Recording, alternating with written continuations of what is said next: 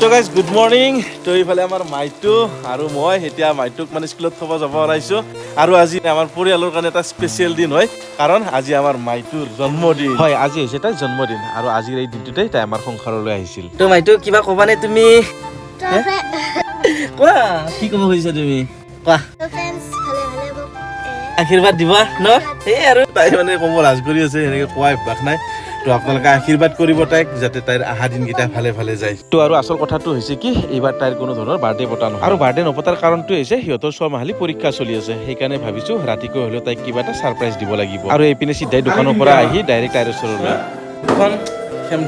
তাইও ভাবিছে একো অনা নাই বুলি, বাৰ্থডে পাতিব নোৱাৰিলেও তাৰ কাৰণে কিবা এটা হ'লেও আনিছো ৰ'ব। আৰু এইপিনে নামঘৰতে অকণমান প্ৰসাদ আগবঢ়াইছিলে, তাৰে প্ৰসাদ অকণমান দি দিলো। আৰু মই স্পেচিয়েল যিটো গিফ্ট আনিছিলো তাইক সেইটো দি দিলো। আৰু তাইৰ ফূৰ্তি চাওকচোন। আৰু স্পেচিয়েল বস্তু মানে এটা জামেটি বক্সে দিলো দিয়ক এইবাৰ বাৰ্থডে তাইক। আৰু যিহেতুকে পৰীক্ষা চলি আছে, এইটোৰে কামত আহিব তাইৰ।